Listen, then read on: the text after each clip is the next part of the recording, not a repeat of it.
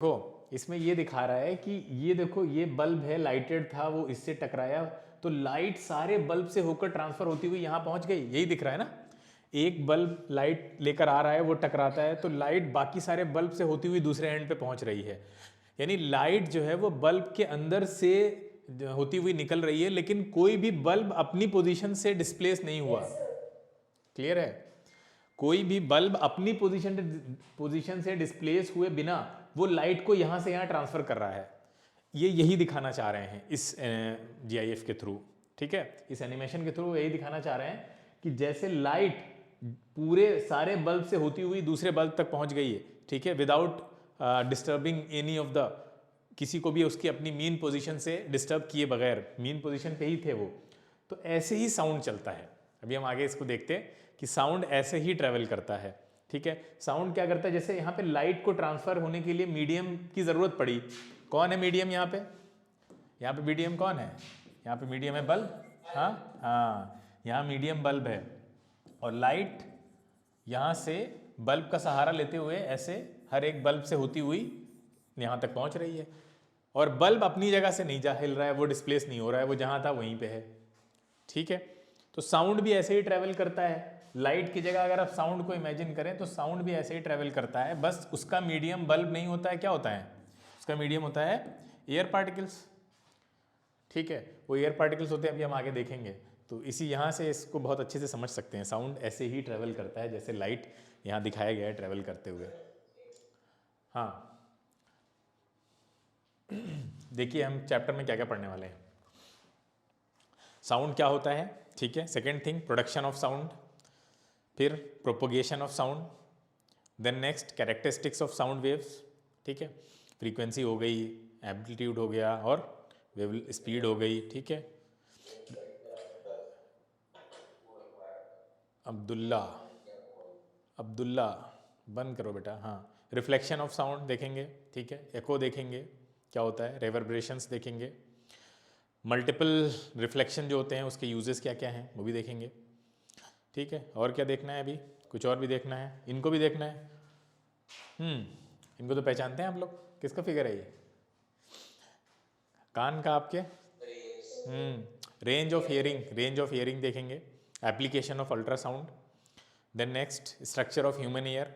ठीक है, और न्यूमेरिकल्स देखने हैं कुछ साउंड पे। ठीक है, ये देखिए कान से ही शुरू कर लेते हैं अपना। सबसे पहले देखिए साउंड जो है वो ऐसे जैसे एयर पार्टिकल आप देख रहे हैं, यहाँ से ये जो स्पीकर आपको दिख रहा है, इस स्पीकर से साउंड वेव निकली और वो आपके कानों तक कैसे पहुँचती है वो देखिए यहाँ पे बहुत अच्छा डिपिक्शन आपको दिखाया गया है। इस तरह से एयर पार्टिकल्स को वो अपनी मीन पोजीशन के थ्रू आगे पीछे वाइब्रेट कराती है। अभी हम डिटेल में देखेंगे कैसे ऑसिलेशंस होते हैं, लेकिन पहले हम आपको एक ओवरव्यू दे देते हैं कि कैसे आपके कान तक पहुँचती है। हाँ बेटा अनस, अच्छा रिकॉर्डिंग तो कैमरे में हो रही होगी, इसमें भी कर देते हैं। चलिए स्टार्ट हो गई। हाँ, ध्यान से देखो, ये बहुत इंपॉर्टेंट है।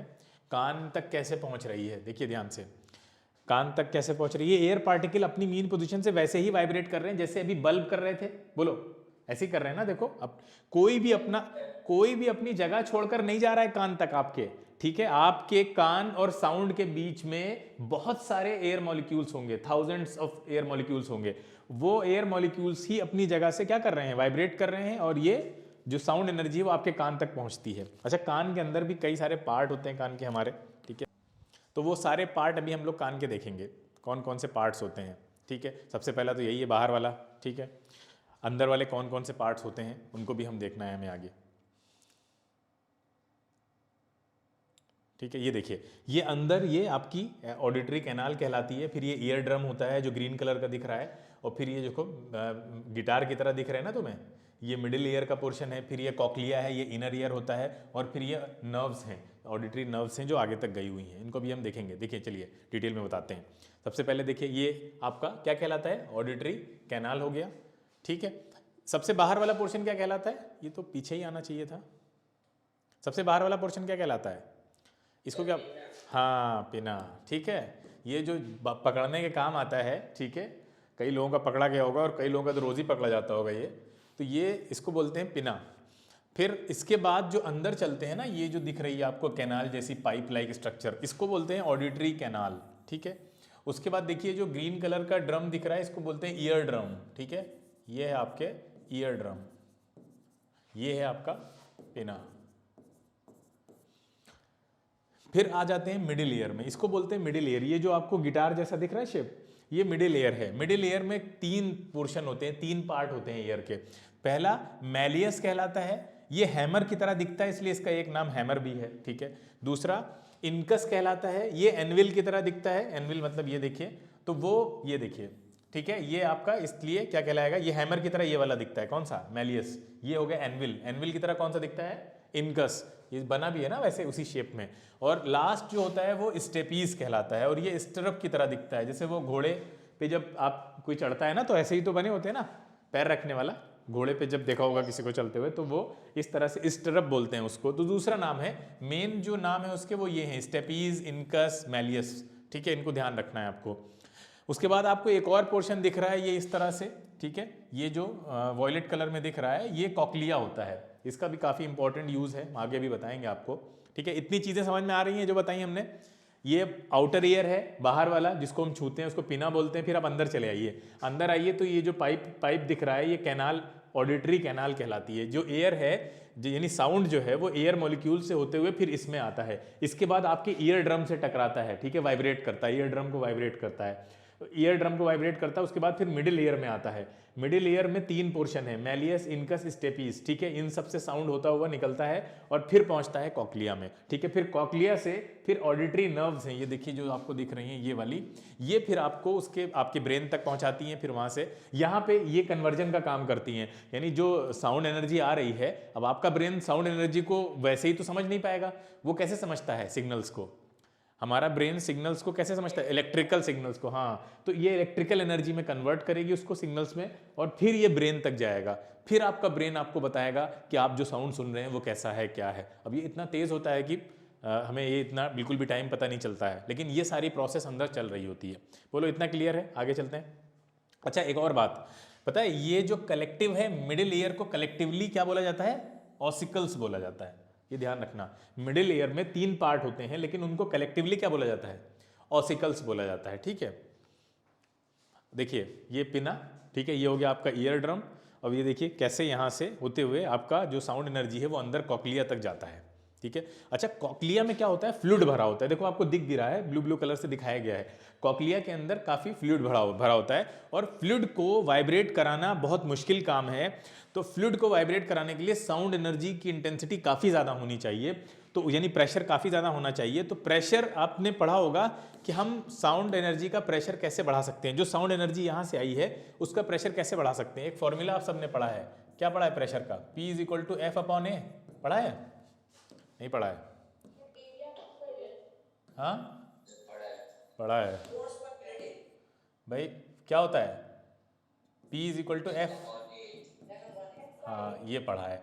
अच्छा इसमें आप देख रहे हैं कि प्रेशर जो है और एरिया के इन्वर्सली रिलेटेड है या नहीं है, ये देखिए, हाँ। इसका मतलब आप कहीं का प्रेशर बढ़ाना चाहते हैं तो एरिया को कम कर दीजिए, है ना, एरिया को कम कर दीजिए। जैसे हम लोग क्या करते हैं, पाइप जो होता है पानी वाला, जब आप गार्डन में उसको कहीं पे डाल रहे होते हैं या कुछ गाड़ी धो रहे हैं, तो आप चाहते हैं कि जो उसका शावर की स्पीड है या वो जो धार है उसको बहुत ज़्यादा तेज़ करना चाहते हैं, उसको दबाते हैं ना हाथ से, आगे से प्रेस करते हैं ना पाइप को, जो पानी वाला पाइप होता है। तो प्रेस करके एक्चुअली हम क्या कर रहे होते हैं, हम एरिया को कम कर रहे होते हैं ना। बोलो एरिया कम करेंगे तो क्या बढ़ जाएगा, प्रेशर बढ़ जाएगा। तो वो पाइप से पानी निकल रहा है, उसका प्रेशर ऐसे ही बढ़, इसीलिए उसको दबाते हैं आगे से कि एरिया कम होगा तो प्रेशर बढ़ जाएगा। अच्छा यहाँ पे भी आपको साउंड एनर्जी का प्रेशर बढ़ाना है, क्योंकि ये जो लिक्विड है, इस लिक्विड को वाइब्रेट करने के लिए साउंड एनर्जी इसमें हाई प्रेशर से आनी चाहिए। तो अदरवाइज ये लिक्विड वाइब्रेट नहीं होगा तो आपका जो साउंड एनर्जी है वो आगे ट्रांसफर ही नहीं होने वाला है, यानी वो इलेक्ट्रिकल में कन्वर्ट नहीं होगा तो आपको सुनाई नहीं देगा, ठीक है। अभी हम आगे बताएंगे।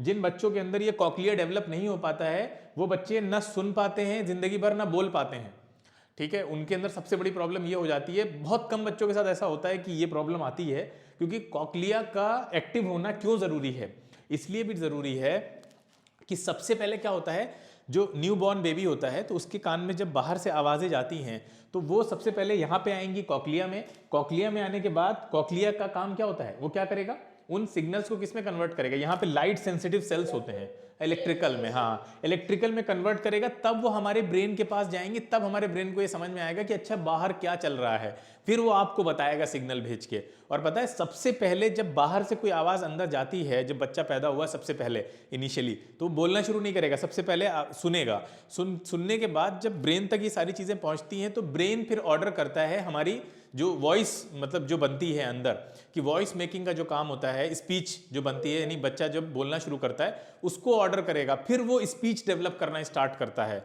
तो सोचो अगर किसी बच्चे में ये कॉक्लिया डेवलप नहीं हुआ तो वो जो बाहर के मैसेजेस हैं वो ब्रेन तक नहीं पहुंचेंगे तो ब्रेन कभी भी ऑर्डर करेगा क्या स्पीच डिपार्टमेंट को कि तुम अपना स्टार्ट करो, नहीं करेगा। इसका मतलब वो बोल भी नहीं पाएगा, कभी नहीं बोल पाएगा ऐसा बच्चा। समझ में आई बात? तो कॉक्लिया का डेवलप होना, अच्छे से काम करना बहुत ज़रूरी है, सो दैट कि आपका जो मतलब बोलने वाला काम है, यानी बच्चा जो बोलता है कुछ महीनों के बाद जो बोलना शुरू करता है, उसमें सबसे बड़ा रोल कॉक्लिया का ही होता है। अगर ये नहीं काम करेगा तो फिर क्या करना पड़ता है ऐसे बच्चों के साथ, फिर उनका ऑपरेशन करके आर्टिफिशियली उसमें जो है वो ऐसे इंस्ट्रूमेंट लगाए जाते हैं जो ये काम करें, ठीक है। आर्टिफिशियली सारा ऑपरेशन किया जाता है और अंदर फिर बहुत सारी चीज़ें, मशीन लगाई जाती है अंदर, परमानेंट एक मशीन डाली जाती है, फिर वो, क्योंकि आप स्पीच डिपार्टमेंट को किसी भी तरह से एक्टिव नहीं कर सकते हैं अगर आप ये प्रोसेस को स्किप कर देंगे। मतलब ऐसा नहीं है, ऐसी कोई मशीन अभी तक नहीं बनी है कि डॉक्टर्स सोचेंगे चलो ठीक है ये काम नहीं कर रहा है तो हम अलग से कुछ बोलने वाला सिस्टम कर दें, नहीं होगा। ये प्रोसेस आपको, ये नेचर ने जो प्रोसेस बनाई है इसको फॉलो करना ही पड़ेगा आपको। तो वो क्या करते हैं, ऑपरेशन करते हैं फिर बच्चे का, फिर वहाँ पे आर्टिफिशियली इस प्रोसेस को करवाया जाता है जो नेचुरली नहीं हो पा रही थी, फिर वो ब्रेन तक सिग्नल पहुँचते हैं, फिर बच्चा बोलना शुरू करता है उसके कुछ टाइम के बाद। तो उसी वजह से बच्चे का ब्रेन भी डेवलप नहीं हो पाता है उसकी वजह से, तो बच्चा काफ़ी पीछे हो जाता है। मान लीजिए अगर कोई बच्चे को 1 साल के बाद बोलना था और वो 3 साल के बाद, 4 साल के बाद बोलना शुरू करता है, तो फिर वो उतने साल बाकी बच्चों से पीछे हो गया, ब्रेन भी उसी वजह से डेवलप नहीं हो पाता है, तो उतने साल उसके बेकार हो गए एक तरह से कह सकते हैं, फिर वो पीछे ही रहेगा, अपनी एज से 2 साल 3 साल पीछे हो गया। तो कॉक्लिया का इतना इंपॉर्टेंट रोल है कि अगर ये फंक्शन ना करे या कुछ प्रॉब्लम हो जाए तो आप बोलना भी मतलब स्टार्ट नहीं कर पाएंगे राइट टाइम पे जब आप बच्चा करना चाहिए उसको। तो देखिए अब आपको क्या करना है, कॉक्लिया में जो लिक्विड है उसको वाइब्रेट कराना है। उसको वाइब्रेट कराने के लिए आपको क्या करना पड़ेगा, प्रेशर बढ़ाना पड़ेगा। प्रेशर बढ़ाना पड़ेगा, उसके लिए एरिया कम होना चाहिए। अब देखिए हमारे कान के अंदर ही क्या जो है सिस्टम बनाया गया है, क्या आपने देखा यहां से साउंड एनर्जी आई तो देखो यहां पे एरिया कम हो गया, बोलो ये देखो पतला हो गया ना भाई, बाहर से आई तो यहां पे पतला हो गया, यानी अब एरिया कम, यानी प्रेशर बढ़ जाएगा, ऑटोमेटिकली बढ़ जाएगा। फिर देखिए यहां पे ये जो आपका ग्रीन कलर का दिख रहा है क्या है, ये ईयर ड्रम। ईयर ड्रम से जब साउंड अंदर जा रहा है तो एरिया थोड़ा सा कंपैरेटिवली ज्यादा है, लेकिन यहां पे सोचो एरिया कितना कम है ना, ये देखिए ये एरिया कितना कम है। और फाइनली जब बाहर आता है स्टेपीज के पास, सोचो यहां वाला एरिया, ये वाला जो स्टेपीज होता है ये तो और कम है एरिया इसका, तो साउंड बॉक्स के कंपैरिजन में तो एरिया बहुत कम है इसका। तो यहां से जो साउंड जितनी इंटेंसिटी का, जितने प्रेशर का एंटर करता है उससे कहीं ज्यादा प्रेशर पे यहां से साउंड बाहर निकलेगा, क्योंकि एरिया आपने कम कर दिया है। क्लियर है ये बात, बोलो हाँ। तो ये सारा जो सिस्टम अंदर कान के बनाया गया है ये सपोर्ट कर रहा है या ये इंश्योर करता है कि क्या, कि कॉक्लिया के अंदर जो लिक्विड है वो क्या हो, वाइब्रेट हो, ठीक है, या उसको ये अच्छे से डिस्टर्ब कर सके जो साउंड आपका जा रहा है, क्योंकि वो नहीं कर पाया तो फिर आगे कुछ सिस्टम चलेगा ही नहीं, ठीक है, वो इलेक्ट्रिकल सिग्नल में कन्वर्ट होगा ही नहीं। बताइए इतनी बात समझ में आ रही है? ये देखिए यहाँ पे देखिए सिर्फ एरिया डिफरेंस की वजह से 20 टाइम्स यहाँ पे प्रेशर बढ़ जाता है, दिख रहा है, सिर्फ एरिया डिफरेंस की वजह से, कि साउंड जो यहाँ से जा रहा है वो इतना कम होता जा रहा है एरिया, फिर जहाँ से निकल रहा है वहाँ से कितना कम है, कि जो प्रेशर में डिफरेंस आएगा वो जितना प्रेशर का साउंड यहाँ से निकले गया होगा फिर वहाँ से उसका 20x ज़्यादा प्रेशर पे निकलेगा वहाँ से, 20 टाइम्स। ठीक है, क्लियर है?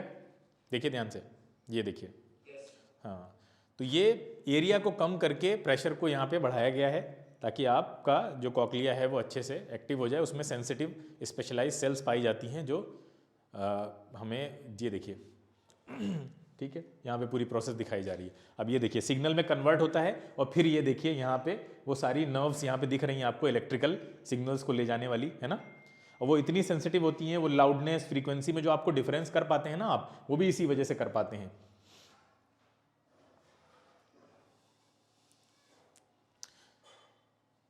बताओ इसमें कुछ समझ में ना आया हो तो मैं फिर से एक्सप्लेन कर दूं। किसी बच्चे को कोई डाउट हो इसमें? चलिए, तो ये था आपका ईयर का स्ट्रक्चर, ठीक है, जो एक्सप्लेन करना था कि आपके ईयर में अंदर कैसे काम होता है, कॉकलिया की कितनी इंपॉर्टेंस है। देखिए यहाँ पे भी बताया गया है स्कीमेटिक डायग्राम में, ये रहा कॉकलिया आपका और ये आपकी ऑडिटरी नर्व्स गई हुई हैं वहाँ से, ठीक है। तो ये हमने देख लिया, आगे चलते हैं हम लोग, ठीक है। साउंड क्या है? साउंड एक एनर्जी है, इतना तो आप जानते ही हैं, ठीक है। और इस एनर्जी को हम कैसे फील करते हैं? इस सेंसेशन की फॉर्म में हमें फील होती है, ठीक है, हमारे ईयर इसको फील करते हैं। कोई भी चीज़ जैसे पानी है, अच्छा पानी जब ग्लास में भर रहा होता है या किसी भी बॉटल में भर रहा होता है, ठीक है, तो आपको अगर आप उसको नहीं देख रहे हैं, सपोज करिए ग्लास भर रहे हैं आप और ग्लास को नहीं देख रहे हैं, क्या खाली आवाज़ सुन के पता चल सकता है कि ग्लास भरने वाला है? यस सर, है ना, यस सर, पता चल जाता है, कह सकता है सर। पता चल जाता है। हाँ ये, हाँ वाटर बकेट, बिल्कुल सही बात है, वाटर बकेट कोई देखता तो नहीं रहता है, ऑब्वियस सी बात है।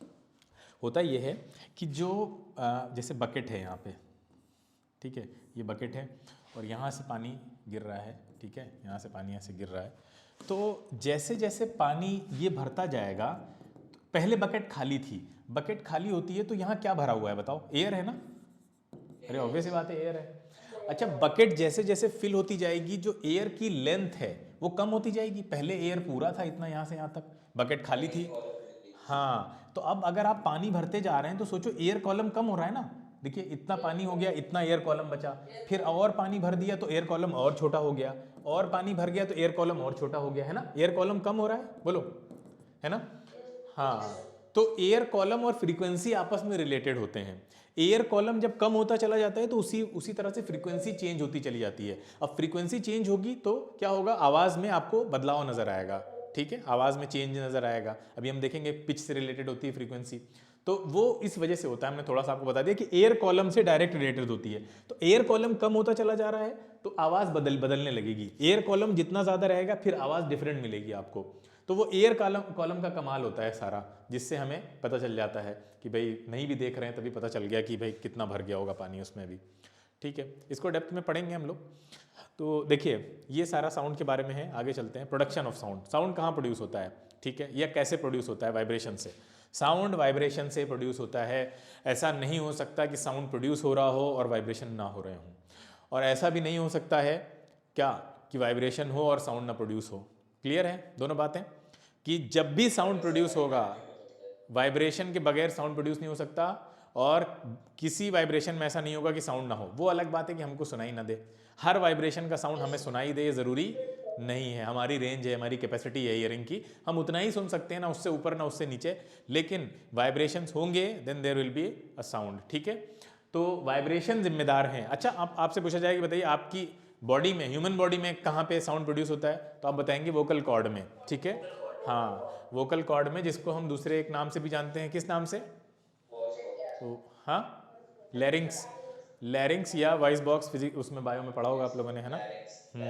लैरिंग्स में ऐसे क्या होता है यहाँ पे, जैसे मान लीजिए ये हाँ ये थ्रोट है ना, तो उसमें ऐसे दो दरवाजे लगे होते हैं, जैसे पुरानी पिक्चरों में पुलिस स्टेशन में लगे होते थे, ऐसे जो हिलते रहते थे, देखा है पुरानी मूवीज में, पुलिस स्टेशन में वो गए खोल के दोनों हिल रहे हैं ऐसे ऐसे, बिल्कुल वैसे ही आपका जो यहाँ पे वो लगा होते हैं, लैरिंग्स होते हैं, तो वो दोनों पर्दे ऐसे ऐसे हिलते हैं। कब हिलते हैं? हिलते तब हैं जब एयर जाएगी, जब आप ब्रीथ करेंगे, ठीक है, जब एयर यहाँ से पास हो रही है, चाहे ऊपर से पास हो रही है चाहे नीचे से पास हो रही है। अब जब एयर यहाँ से पास होगी तो इनको डिस्टर्ब करेगी तो ये हिलेंगे, ठीक है, हिलेंगे तो क्या होगा? वाइब्रेशन से साउंड प्रोड्यूस होगा। क्लियर है ये बात? बोलो। अच्छा वाइब्रेशन से साउंड प्रोड्यूस होगा। अच्छा एक और इंटरेस्टिंग चीज़ है, आप सब लोगों ने देखा होगा कि आप लोग जब बोलते हैं तो आपको, जैसे आप बोल रहे हैं मान लेते हैं, ठीक है, और आप बोल रहे हैं तो आपके मुंह से आवाज़ निकल रही है ऐसे, यहाँ पे मान लेते हैं आपके और दोस्त लोग बैठे हुए हैं, ठीक है, ऑडियंस बैठी हुई है, आपको इंटरेस्टिंग कहानी सुना रहे हैं, ठीक है। अब ये सब लोग भी इसको सुन रहे हैं, साइमल्टेनियसली आप भी अपनी आवाज़ सुन रहे हैं, नहीं सुन रहे हैं इसी टाइम पे? बताओ। हाँ बिल्कुल सुन रहे हैं। अच्छा मान लो वहाँ पे कैमरा लगा हुआ है और रिकॉर्डिंग भी हो रही है, ठीक है, मान लेते हैं रिकॉर्डिंग भी हो रही है, ये सारी चीज़ें जो है वो रिकॉर्ड हो रही हैं। अच्छा, रिकॉर्ड हो गई। रिकॉर्ड होने के बाद आपने सोचा लाओ मैं अपनी रिकॉर्डिंग सुनूं, मैंने जो कुछ बोला था मैंने कैसे बोला था, तो आपने इसकी रिकॉर्डिंग सुनी। अब आप मुझे ऑनेस्टली बताइएगा कि रिकॉर्डिंग आपको आपको रिकॉर्डिंग रिकॉर्डिंग ज़्यादा अच्छी लगेगी या ये वाली आवाज़ ज़्यादा अच्छी लगेगी, लाइव वाली? लाइव। रियल क्या, वो फेक थोड़ी ना होती है, रियल और फेक क्या होता है? लाइव वाली अच्छी लगेगी या रिकॉर्डेड? लाइव ज़्यादा अच्छी लगेगी। लाइव में ऐसा लगता है अमिताभ बच्चन की तरह बोल रहे हैं हम, है ना? फिर जब जब जब रिकॉर्डिंग सुनते हैं तो सारा भ्रम टूट जाता है कि नहीं नहीं ये हम नहीं हो सकते, है ना? अच्छा एक बात बताओ, जो ऑडियंस तुम्हारे सामने बैठी है ये, इसको कौन सी सुनाई दे रही है, लाइव या ये वाली? हाँ, जो आपको अच्छी नहीं लग रही है वो उनको सुनाई दे रही है, तो सोचो उनको कैसी लग रही होगी। हाँ, उनको कैसी लग रही होगी? उनकी आदत पड़ गई होगी सुनने की। हाँ, ये बात सही कही। सर तो आप ऐसे वो हमारी आवाज कैसी लगती है? तो है किसकी, आप लोगों की? सर हम लोग की आवाज। नहीं अच्छी लगती है, हमें तो अच्छी लगती है। ठीक है, हमें तो अच्छी लगती है। आप सभी लोगों की आवाज़ अच्छी है। तो ये देखिए, ये जो रिकॉर्डिंग है वही सारी जनता रिकॉर्डिंग सुन रही है, और आपको रिकॉर्डिंग अच्छी नहीं लग रही है, आपको यही वाली आवाज़ अच्छी लग रही है। अच्छा, ये जो डिफरेंस है हम समझाते हैं, डिफरेंस कहाँ से आया। अभी हमने आपको वॉइस बॉक्स का एग्जाम्पल दिया था, याद है ये वाला? अच्छा, यहाँ जो साउंड पैदा हुआ, यहाँ जो साउंड प्रोड्यूस हुआ, वो साउंड वही साउंड है जो आपके मुंह से बाहर निकल रहा है। बोलो, ये वाला लाइव वाला, भाई यही तो है। अच्छा, ये वाला जो साउंड है ये तो आपके मुंह से बाहर निकल गया, साथ में आपके अंदर जो फ्लैश है, बोन्स हैं, इन सब से होता हुआ भी कान तक पहुंच रहा होगा ना इंटरनली। बोलो, इंटरनली भी तो पहुंच रहा होगा भाई, आपके अंदर प्रोड्यूस हुआ तो अंदर अंदर भी तो रास्ता है कानों तक जाने का। बोलो, है या नहीं है? और बाहर से तो जो आप बोल रहे हैं वो तो जा ही रहा है। तो आपको जो आवाज लाइव में आप जो बोल रहे होते हैं वो दो तरह की मिक्स आवाजें होती हैं। ठीक है, मिक्सचर होता है वो एक तरह का। ठीक है, मिक्सचर किसका किसका है वो? एक जो अंदर से साउंड आपके कानों तक पहुंच रहा है, अंदर होता हुआ, बोन्स से होता हुआ, ठीक है, वो कानों तक पहुंच रहा है। और दूसरा कौन सा है, जो आप बोल रहे हैं और वो कानों तक पहुंच रहा है। बोलो, क्लियर है इतनी बात? भाई देखिए, यहाँ से फिर से बताते हैं, देखो ध्यान से।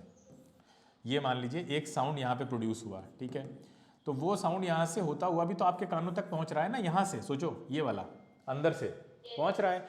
और दूसरा जो आप बोल रहे हो वो भी आपके कानों तक पहुँच रहा है बाहर से। बोलो, एयर के थ्रू। हाँ, तो ये दो आवाज़ें जब मिक्स हो जाती हैं तो हमें लगता है कि हम बहुत अच्छा बोल रहे हैं, वही फेक वॉइस जो हमें सुनाई देती है। अब सुनो, जब रिकॉर्डिंग हो रही है, ध्यान से सुनो, जब रिकॉर्डिंग हो रही है तो रिकॉर्डिंग में क्या अंदर वाली आवाज रिकॉर्ड होगी? क्या अंदर जो बोन से होती हुई जा रही नहीं होगी? रिकॉर्डिंग में तो सिर्फ यही वाली रिकॉर्ड होगी। हाँ, जो बाहर वाली है वो रिकॉर्ड होती है, इसीलिए हमें बाहर वाली सुनाई देती है, अंदर वाली रिकॉर्डिंग में आती ही नहीं है। ठीक है, क्लियर है?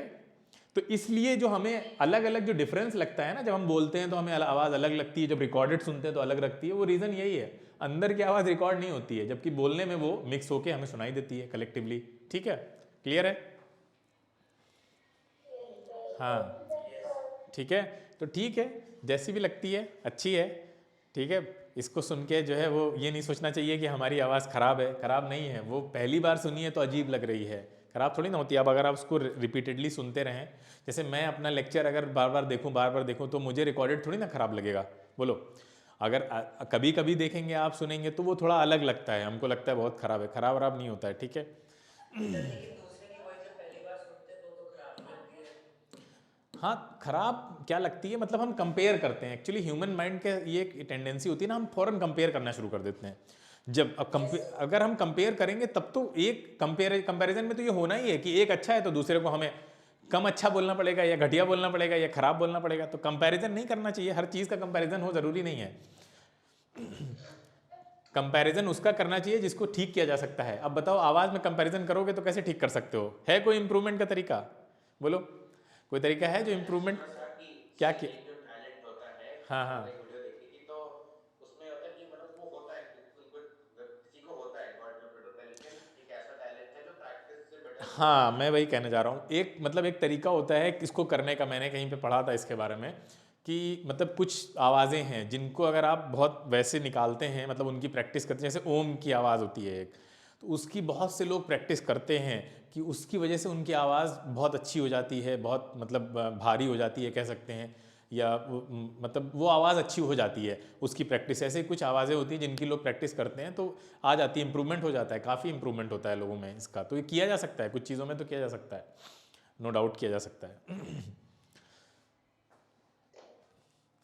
तो वाइब्रेशंस के बगैर साउंड प्रोड्यूस नहीं हो सकता, और साउंड हमें जब भी प्रोड्यूस होगा तो वाइब्रेशंस वहाँ पे ज़रूर होंगे, ठीक है। ये देखिए कोई भी चीज़ में, यहाँ पे देखिए गिटार में क्या है, गिटार में हो क्या रहा है, वाइब्रेशंस ही हैं। आप हाथ से उनके जो वायर्स होते हैं उसको वाइब्रेट करते हैं, है ना, और फिर वो यहाँ पे भी एयर कॉलम का बहुत ज़्यादा चक्कर होता है, पढ़ाएंगे आपको आगे कि एयर कॉलम्स कैसे, यहाँ पे एयर कॉलम्स रिस्पॉन्सिबल होते हैं जो अलग अलग तरह की जो गिटार में आपको आवाज़ें सुनाई देती हैं, ठीक है। Next, production of sound vibrations, ठीक है। अब देखें यहाँ पे टू एंड फ्रो मोशन होती है पार्टिकल्स की, और ये समझना बहुत ज़रूरी है कैसे होती है। देखिए ध्यान से, आपको पता है कि जो एनर्जी है, जैसे कि वेव्स हैं, एनर्जी जब ट्रैवल करती है तो वो किस फॉर्म में ट्रैवल करती है, एनर्जी जब ट्रैवल करती है तो उसको हम बोलते हैं किस तरह से ट्रैवल करती है, वेव की तरह ट्रैवल करती है। वेव आपकी दो तरह की पाई जाती हैं, कौन कौन सी होती हैं, एक नहीं, मैकेनिकल और नॉन मैकेनिकल, ठीक है, ध्यान से सुनिए।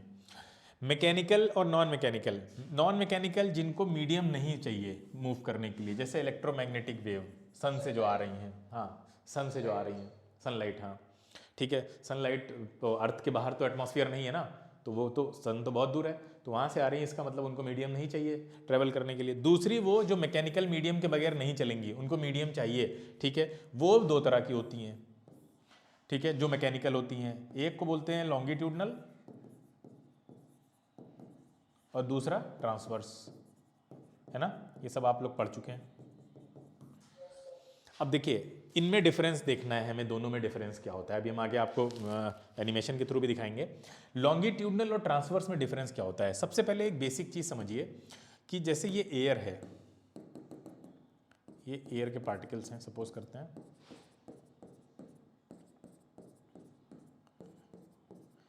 ये एयर के पार्टिकल्स हैं। अगर आपने यहाँ पे कोई एनर्जी इनको प्रोवाइड कराई, सपोज करिए साउंड एनर्जी हमने इनको प्रोवाइड कराई, यहाँ से इनको साउंड एनर्जी जब आप प्रोवाइड कराते हैं तो पार्टिकल्स वाइब्रेट कैसे करते हैं। देखिए साउंड एनर्जी का डायरेक्शन यही है, उसको जाना इधर है, दिख रहा है हमें साफ साफ। अब पार्टिकल क्या करते हैं, ये पार्टिकल भी आगे पीछे अपनी मीन पोजीशन के हॉरिजॉन्टल डायरेक्शन में मोशन करते हैं। हॉरिजॉन्टल डायरेक्शन में ये अपनी मीन पोजीशन से आगे पीछे आते हैं, यानी ये यहाँ खड़ा हुआ है, यहाँ जाएगा, यहाँ से फिर वापस आएगा और यहाँ रुकेगा नहीं, फिर आगे निकल जाएगा यहाँ तक, और फिर यहाँ से फिर वापस आ जाएगा। इसको कहते हैं एक वाइब्रेशन कंप्लीट हो गया, यानी अपनी मीन पोजीशन से राइट डायरेक्शन में गए थोड़ा दूर, उसको बोल देते हैं एक्सट्रीम, जहाँ तक जाते हैं वापस आते हैं, इसको बोलते हैं मीन, जहाँ पे ओरिजिनली खड़े हुए थे, फिर दूसरी एक्सट्रीम पे चले जाते हैं। तो ये दो एक्सट्रीम के बीच में ऐसे ऐसे टू एंड फ्रो मोशन करता रहता है पार्टिकल। तो जब पार्टिकल वेव की डायरेक्शन में ही आगे पीछे ऐसे ऐसे मूव करता है, जैसे कि बल्ब अभी कर रहे थे, देखा था, जैसे कि पीछे बल्ब कर रहे थे, जैसे कि हमने ईयर का स्ट्रक्चर देखा था, तो उसमें ईयर ऐसे ऐसे कर रही थी, बोलिए अभी पीछे, अभी तो याद है, अभी निकला है। तो वो जो मूवमेंट था वो यही मूवमेंट था कि इधर वेव जाना चाह रही है जिस डायरेक्शन में, पार्टिकल मीडियम के पार्टिकल भी उसको सब उसी डायरेक्शन में आगे पीछे आगे पीछे आगे पीछे टू एंड फ्रो मोशन कर रहे हैं। इतनी बात क्लियर है, बोलो। इस तरह की वेव को बोलते हैं लॉन्गिट्यूडिनल वेव। लॉन्गिट्यूडिनल वेव जो वेव की डायरेक्शन में ही पार्टिकल आगे पीछे मूव करें, जैसे कि स्प्रिंग में क्या होता है, स्प्रिंग को आप ऐसे खींचिए और छोड़ने के बाद पार्टिकल ऐसे ऐसे ऐसे ऐसे हॉरिजॉन्टल डायरेक्शन में मूव करते हैं। ऐसा तो नहीं होता है ऐसे खींच के छोड़ो तो ऐसे ऐसे करने लगे, नहीं होता है, ठीक है। हाँ अच्छा, दूसरा क्या है, दूसरी तरह की जो वेव होती है उसमें इसमें डिफरेंस क्या है। इसमें सिर्फ इतना डिफरेंस है कि जैसे मान लीजिए ये एयर पार्टिकल्स हैं, ठीक है, अब ये इनके बीच में भी एयर पार्टिकल होंगे, मैंने कम बनाए हैं, ठीक है। तो ये यहाँ पे अगर इसको एनर्जी मिलती है और मान लेते हैं वेव इधर ही जाना चाहती थी, इस डायरेक्शन में जाना चाहती थी, लेकिन पार्टिकल ने वाइब्रेशन तो स्टार्ट किया, लेकिन उसने क्या किया, ऊपर नीचे वाइब्रेशन करना शुरू कर दिया। ये पहले ऐसे ऐसे कर रहा था, अब ये ऊपर जाएगा, फिर नीचे आएगा, फिर ऊपर रहेगा, यानी अब इनका वाइब्रेशन ऐसे ऐसे होने लगता है। और जब ऐसे, यानी वेव की डायरेक्शन में नहीं हो रहा है, उसके परपेंडिकुलर डायरेक्शन में हो रहा है, ठीक है, ये परपेंडिकुलर है ना, 90 डिग्री बना रहे हैं, ऐसे ऐसे सब लोग ऊपर नीचे ऐसे ऐसे वाइब्रेट करते हैं वेव की डायरेक्शन के परपेंडिकुलर डायरेक्शन में, ऐसे ऐसे करते वही हैं कि ऊपर जाएंगे एक एक्सट्रीम तक जाएंगे, फिर वापस आएंगे दूसरे एक्सट्रीम पे, ठीक है, बीच में उनका मीन होगा। क्लियर है? करते ऐसे ही है, लेकिन ऐसे ऐसे ऊपर नीचे करते हैं, वेव की डायरेक्शन में नहीं करते हैं वाइब्रेशन। सब कुछ सेम होता है, बस डायरेक्शन सेम नहीं है वाइब्रेशन की। वो वेव की डायरेक्शन के परपेंडिकुलर डायरेक्शन में करते हैं, जबकि यहाँ पे क्या कर रहे थे, वेव की डायरेक्शन में ही आगे पीछे मूव कर रहे थे। तो ऐसी जो वेव बनती है उसको ट्रांसवर्स वेव बोलते हैं। बोलो, इतना क्लियर है? इसमें ट्रांसफर कैसे हो जाना चाहिए? इसमें दूसरे मॉलिक्यूल में, सर एक मॉलिक्यूल से दूसरे मॉलिक्यूल में सर आगे कैसे बढ़ती है? आगे बढ़ती है ट्रांसफर से, एनर्जी ट्रांसफर होती है। अभी आगे दिखाते हैं। ये देखिए, ये कैसा है, ये देखिए वाइब्रेशन हो रहा है। ये देखिए दो, इसको बोलते हैं जितना दूर ये जाता है, देखो ये जितना दूर जा रहा है यहाँ पे ये एक्सट्रीम हो गया इसका, और इधर दूसरी तरफ जितना दूर जा रहा है वो दूसरा एक्सट्रीम हो गया। बिल्कुल मिडिल में क्या होगा, इसका मीन हो जाएगा। ठीक है, मीन जैसे यहाँ पे देखिए, यहाँ पे भी ये जितना दूर इधर जा रही हैं ये इनका एक्सट्रीम हो गया, दूसरा एक्सट्रीम हो गया इनका, और ये बिल्कुल मिडिल में आके रुक जाएंगी, उसको बोलेंगे मीन। मीन के about to and fro motion हो रहा है। क्लियर है? बताइए। ठीक है, ये देखिए, पहले इसको देखिए ध्यान से। यहां देखिए वेव इधर जाना चाह रही है, पार्टिकल ऊपर नीचे कर रहा है मोशन, दिख रहा है? वेव आगे पहुंच रही है लेकिन पार्टिकल मोशन ऊपर नीचे कर रहा है। अब देखिए ये सब साथ में कर रहे होते हैं, इसीलिए वेव ट्रेवल कर गई आगे। देखिए सारे पार्टिकल साथ में, मैक्सिकन वेव की तरह। ये देखिए मैक्सिकन वेव, मतलब सब लोग साथ में उठ रहे हैं, साथ में बैठ रहे हैं। ये देखिए पूरा एक लगेगा वेव की तरह जा रही है। ये ट्रांसवर्स वेव का एग्जांपल है दोनों, क्योंकि मैक्सिकन वेव में क्या हो रहा है, वेव तो आगे ट्रांसफर कर रही है लेकिन लोग उसके परपेंडिकुलर डायरेक्शन में टू एंड फ्रो मोशन कर रहे हैं। दिख रहा है? ये वाला एग्जांपल देखो इसमें, और इसमें भी वही चीज हो रही है। वेव आगे जा रही है लेकिन पार्टिकल ऊपर नीचे मूव कर रहा है। ठीक है, इस वजह से ये जो वेव है वो इस तरह से बनती हुई दिखती है, ऐसे ऐसे। जैसे पानी पे देखा ना, पानी पे लहरें ऐसी तो बनती हैं, इस टाइप से। तो ट्रांसवर्स वेव जो बनेगी वो ऐसी बनती है। उसमें क्या होता है, ये इस तरह से वैलीज और पीक्स बनते हैं। ठीक है, ये वैली बनती है, ठीक है, और इसको बोलते हैं पीक। पीक का एक और नाम है, इसको बोलते हैं क्रेस्ट, और वैली का एक और नाम है, इसको बोलते हैं ट्रफ। हाँ, तो क्रेस्ट और ट्रफ बनते हैं, वैली और पीक बोलिए या क्रेस्ट और ट्रफ बोलिए। कब? ट्रांसवर्स वेव में। ट्रांसवर्स वेव का इस तरह का ग्राफ आता है बन के। ठीक है, चलिए ये देखिए लॉन्गिट्यूडनल ऊपर और ट्रांसवर्स नीचे दिख भी रहा है आपको। ये देखिए ये लॉन्गिट्यूडनल है। ठीक है, लॉन्गिट्यूडनल में आगे पीछे वो लोग मोशन कर रहे होते हैं। तो इस तरह से आपको कहीं पे हाई डेंसिटी दिखती है पार्टिकल्स की, कहीं पे लो डेंसिटी दिखती है। दिख रहा है? ये लो डेंसिटी, यहाँ पे कम पार्टिकल है, यहाँ हाई डेंसिटी ज़्यादा पार्टिकल है, कंप्रेशन रेयरफैक्शन। ठीक है, और ये जो नीचे वाली दिख रही है क्या है, ये एक ट्रांसवर्स वेव है। ठीक है, ट्रांसवर्स वेव इस तरह से बनाएगी। क्लियर है? बताइए। चलिए यहाँ दोनों का कंपैरिजन हो गया। देखो ध्यान से, ऊपर वाली दिख रही है ट्रांसवर्स वेव, बिल्कुल यहाँ पे क्रेस्ट और ट्रफ बनते दिख रहे होंगे, जबकि नीचे में ऐसा कुछ भी नहीं हो रहा है। नीचे में क्या दिख रहा है आपको? नीचे में कहीं पे डेंसिटी ज़्यादा है, कहीं हाँ डेंसिटी कम ज़्यादा दिख रही है, नहीं दिख रही है? देखो कम ज़्यादा है यहाँ पे, है ना, और बाकी कम है, कम ज़्यादा रहेगी। जबकि ऊपर वाली वेव बिल्कुल अलग तरह से, वहाँ पार्टिकल परपेंडिकुलर डायरेक्शन में वाइब्रेट कर रहा है, नीचे क्या कर रहा है, उसी वेव की डायरेक्शन में वाइब्रेशन हो रहा है। क्लियर है? समझ में आया? चलिए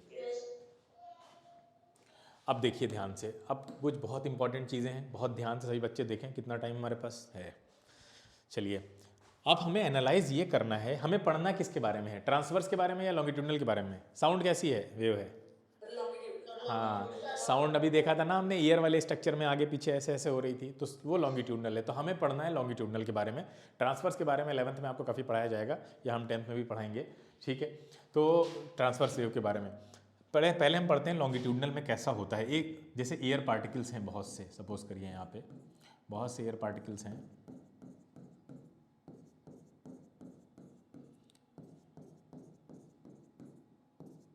और ये बहुत पास पास होते हैं, इनके बीच में कोई गैपिंग नहीं है, बहुत पास पास हैं।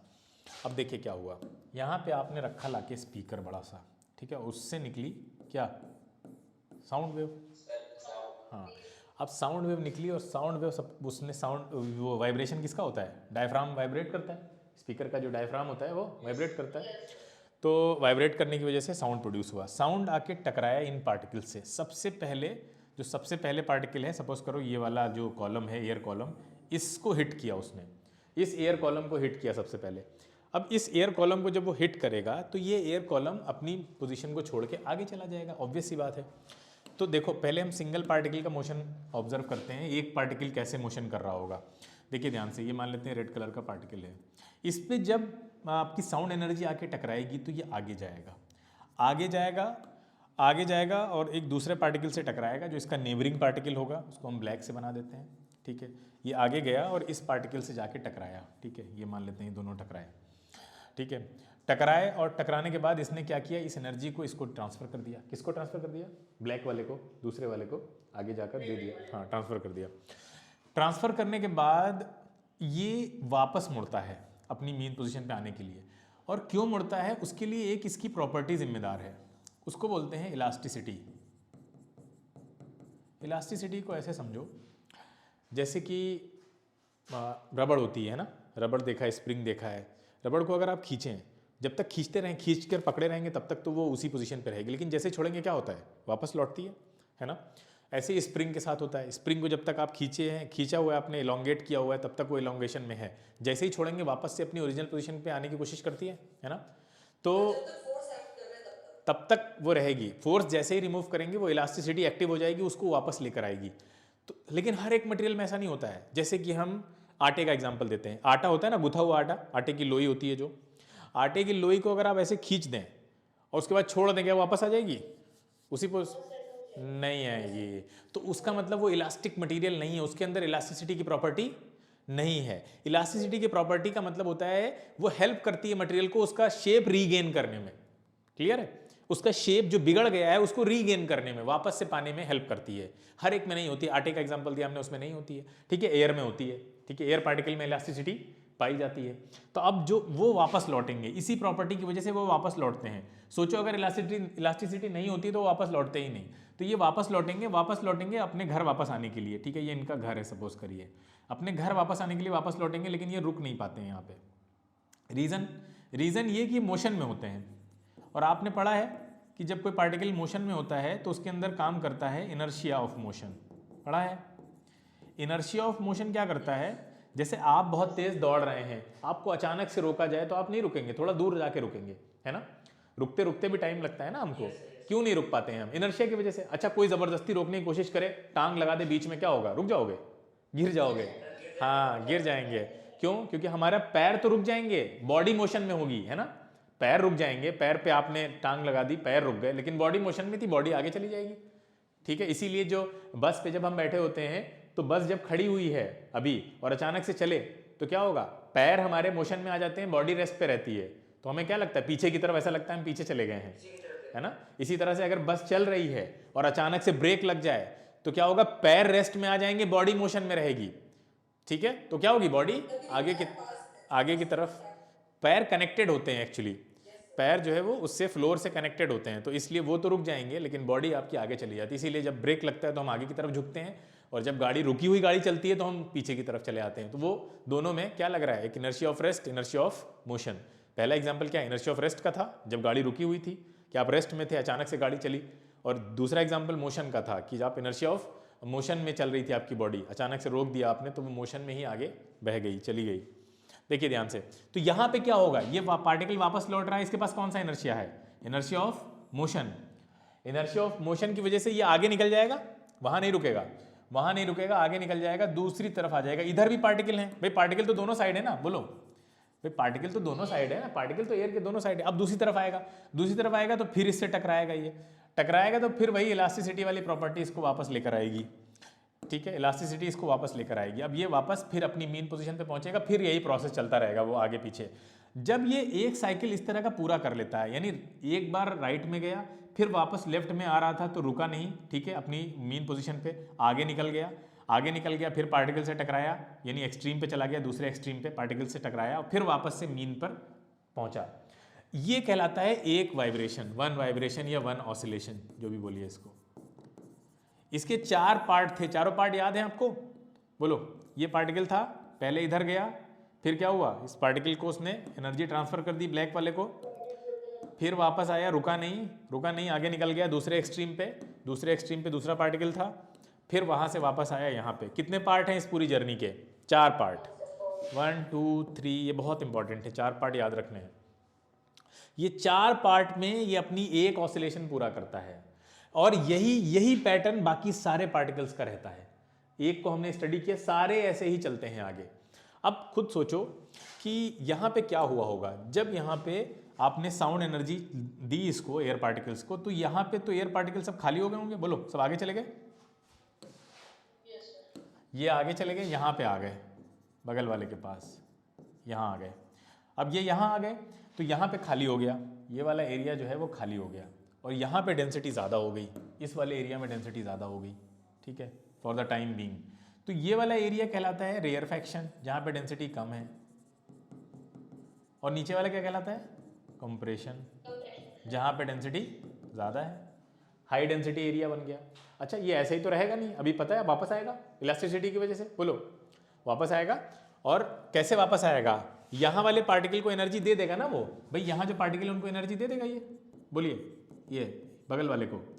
अच्छा बगल वाले को एनर्जी देगा तो बगल वाला आगे चला जाएगा उस एनर्जी को लेकर, बोलिए बगल वाला उस एनर्जी को लेकर आगे चला जाएगा और ये भाई साहब पीछे आ जाएंगे, है ना, ये ऐसे होगा कुछ, ये पीछे आ जाएंगे इलास्टिसिटी की वजह से और बगल वाले को एनर्जी मिली है तो वो आगे निकल गया। अब सोचो अगला सिनेरियो क्या होगा, अगला सिनेरियो कुछ ऐसा बनेगा कि अब यहाँ पे पार्टिकल्स कम हो जाएंगे जहाँ पहले ज़्यादा थे, बोलो भाई ये तो वापस आ गए अपनी पोजीशन पे जहाँ थे ये, ठीक है, वहाँ उनको और भी पार्टिकल मिलेंगे, उनसे टकराएंगे ये, और यहाँ वाले जो पार्टिकल थे वो आगे निकल गए क्योंकि उनको एनर्जी मिल गई। ये देखिए अब ये वाला एरिया क्या बन जाएगा, बोलो रेयरफैक्शन, और आगे वाला क्या बन जाएगा, कंप्रेशन। हाँ हाँ, और ये वाला भी कंप्रेशन हो जाएगा। इसका मतलब इस तरह से रेयरफैक्शन कंप्रेशन बनते ही रहेंगे ऑल्टरनेटिवली, बोलो हर एक रेयरफैक्शन के आगे पीछे कंप्रेशन मिलेगा आपको, या आप ऐसे बोल सकते हैं हर एक कंप्रेशन के आगे पीछे रेयरफैक्शन मिलेगा आपको, ठीक है, ऑल्टरनेटिवली कंप्रेशन रेयरफैक्शन, क्योंकि जिन पार्टिकल्स को एनर्जी मिलेगी वो आगे चले जाएंगे, आगे जाएंगे तो वहाँ कंप्रेशन बनाएंगे, जिस जगह को छोड़ के जाएंगे वहाँ रेयरफैक्शन बनेगा, ऑब्वियस सी बात है, क्लियर है। तो ये जो साउंड एनर्जी है, ये लॉन्गिट्यूडनल वेव जो है ये आगे चल रही है, ये कंप्रेशन रेयरफैक्शन ऐसे बनाती हुई आगे चलती है, क्लियर है, बताइए इसमें कोई डाउट, कंप्रेशन रेयरफैक्शन को समझने में कोई डाउट किसी तरह का, कोई डाउट नहीं। हाँ बेटा बोलिए। सर क्या हम लोग ये कह सकते हैं कि वो Newton third law of motion की वजह से वापस आते हैं टकराव रिएक्शन?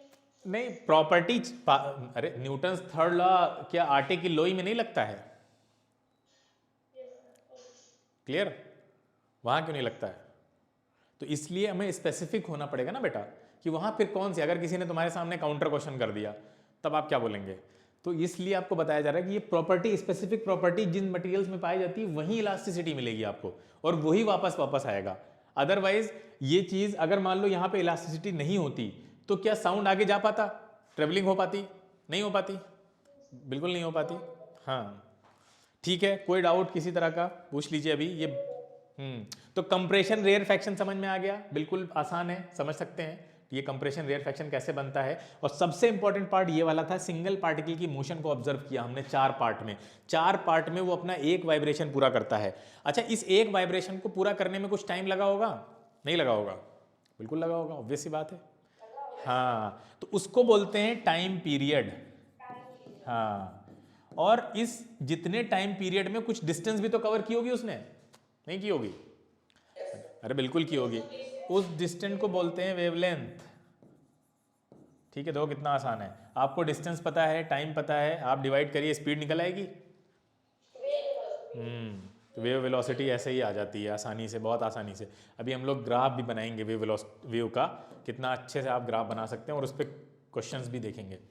देखिए ध्यान से, ये देखिए कुछ इस तरह से चल रही होगी वेव, यहाँ साउंड सोर्स है, यहाँ से निकले देखिए कंप्रेशन बन रहा है, रेयरफैक्शन बन रहा है, ठीक है, और करते करते वो आपके कानों तक पहुँच जाएगा।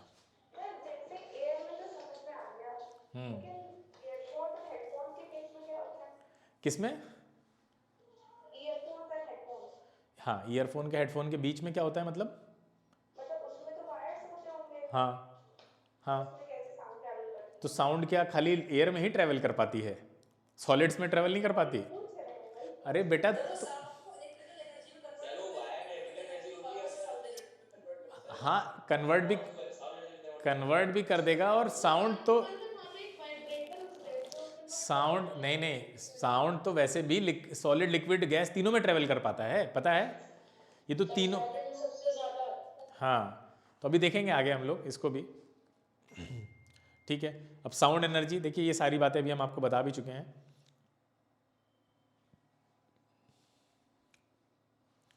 अब देखिए हम लोग यहाँ पे क्या करते हैं, वेव बनाते हैं। ठीक है, वेव बनाते हैं। हमने 4 पार्ट में पार्टिकल का मोशन ऑब्जर्व किया था। देखिए हॉरिजॉन्टल मोशन होता है, इधर गया, यहाँ आया, ठीक है, फिर आगे निकल गया, फिर वापस आया यहाँ तक। ठीक है, ये एक्सट्रीम बोल रहे थे हम लोग इसको, ये भी एक्सट्रीम बोल रहे थे। अब इसका ग्राफ अगर आपको बनाना है तो ग्राफ हम लोग वाई एक्स और वाई एक्सिस पे ही बनाते हैं जनरली, है ना। तो ग्राफ, अगर हम ग्राफ पे इसको समझना चाहते हैं, ये कैसा पैटर्न होता है, कैसे बनती है, जैसे हम ट्रांसवर्स वेव तो पता है हमें ऐसे बनती है, इसके बारे में अगर हम समझना चाहते हैं तो हमें इसकी मोशन को थोड़ा वर्टिकल वे में एनालाइज करना पड़ेगा। हमें ये इमेजिन करना पड़ेगा कि अगर ये वर्टिकल मोशन हो रही होती तो कैसे हो रही होती। तो देखिए, क्या हम इसको वर्टिकली घुमा सकते हैं, पूरे सिस्टम को ऐसे घुमा दें, कोई दिक्कत नहीं होगी, बोलो।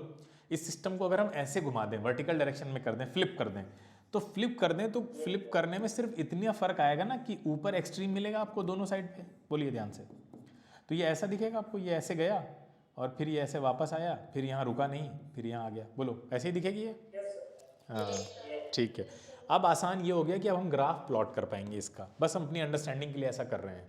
देखिए, सबसे पहले यहाँ से मान लेते हैं स्टार्ट हुआ, ये 0 था ओरिजिन से।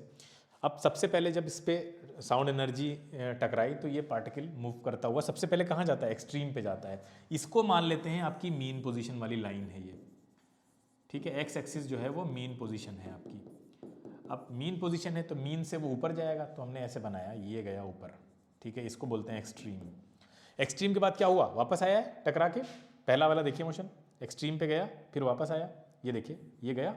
अब यहाँ से वापस भी तो आएगा, वापस आया, तो वापस कहाँ आया, मीन पोजीशन पे, रुका नहीं था लेकिन आया तो वहीं पे था। ये देखिए सेकेंड पार्ट ऑफ जर्नी। बोलो, इतनी बात समझ में आई भाई? यहाँ से ऐसे गया और फिर मीन पर वापस आया, रुका नहीं है, रुका नहीं है मतलब आगे निकल गया। चलिए आगे लिए चलते हैं उसको। आगे निकल के फिर कहाँ गया, दूसरी एक्सट्रीम पे गया। बोलो, ये दूसरी एक्सट्रीम मान लेते हैं उसकी। दूसरी एक्सट्रीम पे रुक गया था क्या? नहीं, वहां से कहाँ आया, वापस से मीन पे आ गया। बताइए, ये पूरी एक ऑसिलेशन की जर्नी है या नहीं है जो बनी है आपके सामने? इसके 4 पार्ट हैं, चारों पार्ट कंप्लीट हैं, देख लीजिए, सारे 4 पार्ट हमने बना दिए हैं। ठीक है, ये मीन पोजीशन थी, MP लिख देते हैं इसको। तो ये देखिए, ये यहाँ से गया एक्सट्रीम तक, एक्सट्रीम से वापस आया, फिर इनर्शिया ऑफ मोशन की वजह से नहीं रुका, दूसरे एक्सट्रीम पे गया, फिर दूसरे एक्सट्रीम से फिर वापस से मीन पे। ये एक ऑसिलेशन है, एक ऑसिलेशन है। और एक ऑसिलेशन करने में जो डिस्टेंस ट्रेवल करता है उसको वेवलेंथ कहते हैं। इसका मतलब ये कितनी वेव बनी है, 1 वेव।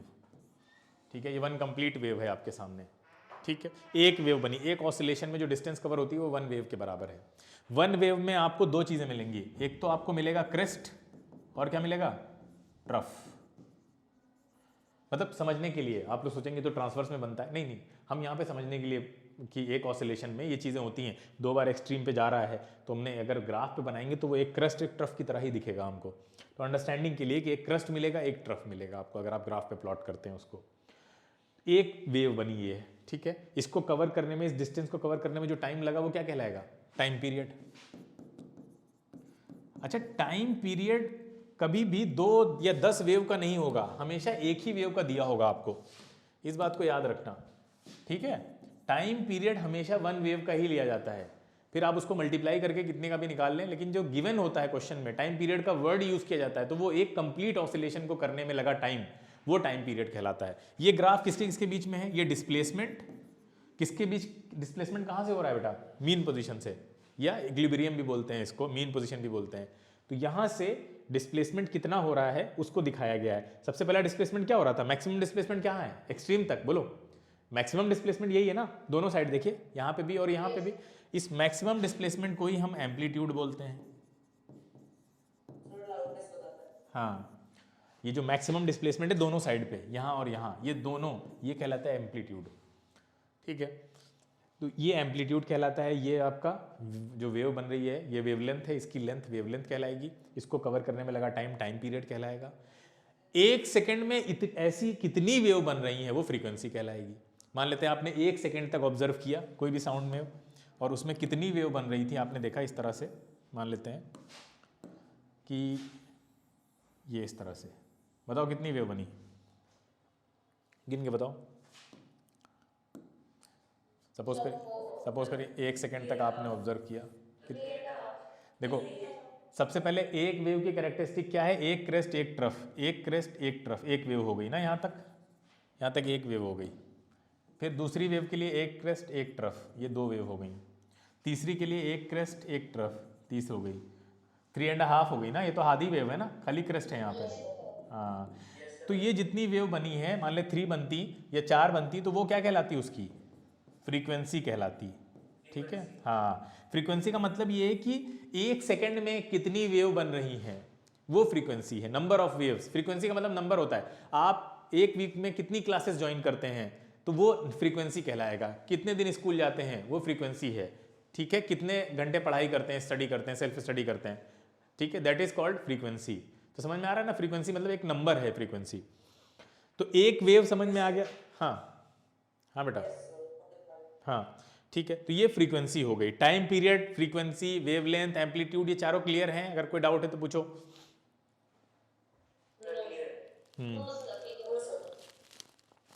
चलो अच्छा, फिर यहाँ से हमें वेव वेलोसिटी निकालने में तो कोई दिक्कत नहीं होगी। वेव वेलोसिटी आपको पता है ना, वेवलेंथ को हम किससे डिनोट करते हैं? हाँ, ग्रीक लेटर लैम्डा से। लैम्डा को डिवाइड कर दो टाइम पीरियड से तो क्या आ जाएगी? Wave velocity. ठीक है, तो ये फॉर्मूला है वेव वेलोसिटी का। अच्छा, एक और रिलेशन होता है, फ्रीक्वेंसी 1/t भी होती है टाइम पीरियड का रिलेशन, ये वाला जानते हैं सब लोग? बताइए। हाँ ठीक है, तो यहाँ से फॉर्मूला चेंज भी हो जाता है। v = आप लिख सकते हैं f लैम्डा। हाँ ठीक है, 1/t की जगह पे रख दीजिए 1/t की, या तो ऐसे भी यूज़ कर सकते हैं, कोई दिक्कत की बात नहीं है। ठीक है, क्लियर हो गया सबको। चलिए आगे चलते हैं।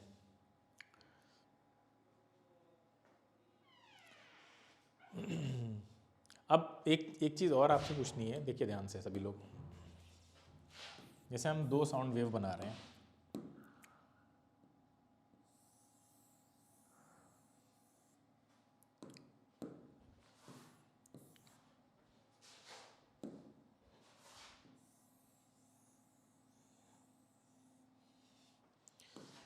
बताइए ये A है, ये B है, किसका एम्पलीट्यूड ज़्यादा है? इसका मतलब लाउड साउंड कौन सी होगी? ए। ठीक है, तो ये बात याद रखनी है, जो लाउडनेस है वो एम्पलीट्यूड के डायरेक्टली रिलेटेड है। और कैसे है? स्क्वायर से। ये भी ध्यान रखिए। मतलब क्या है कि कोई साउंड का एम्पलीट्यूड अगर ज़्यादा है तो उसकी लाउडनेस ज़्यादा होगी, ऑब्वियस सी बात है। लेकिन कैसे बढ़ती है? जैसे मान लीजिए आपने अगर किसी साउंड का एम्पलीट्यूड पहले ए था, अब उसका एम्पलीट्यूड बढ़ा के 2A कर दिया, तो आप ये नहीं कहेंगे कि लाउडनेस भी 2L हो जाएगी। लाउडनेस 2L नहीं होगी, लाउडनेस हो जाएगी 4L। क्यों? क्योंकि ये 2A का स्क्वायर होगा ना, देखो स्क्वायर से रिलेटेड है, ये देखिए, तो 2A का स्क्वायर होगा तो ये 4 टाइम्स बढ़ने वाली है। यानी अगर आप एम्पलीट्यूड 2 टाइम्स करेंगे तो लाउडनेस 4 टाइम्स बढ़ जाएगी। ठीक है, तो एम्पलीट्यूड्स पे इस तरह रिलेटेड है। अब ये बताइए A और B में फ्रीक्वेंसी किसकी ज़्यादा है?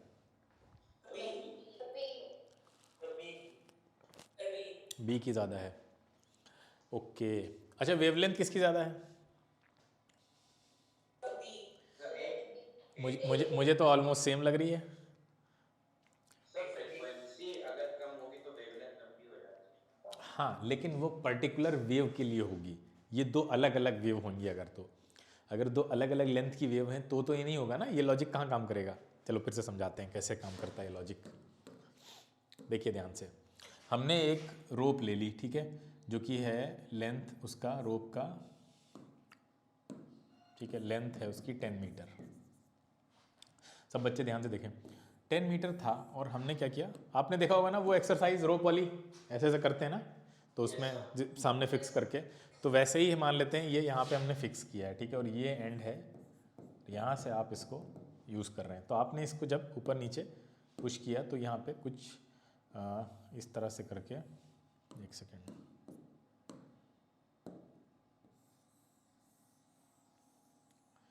कुछ सर्टेन वेव बन गई, ठीक है, सपोज करिए। तो कितनी वेव बन गई? 1 2 3 और बना लेते हैं, इसको हटा देते हैं यहाँ से।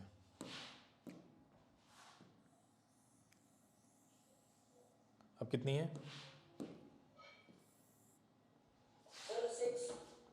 6 वेव बन गई। चलिए 6 ले लेते हैं।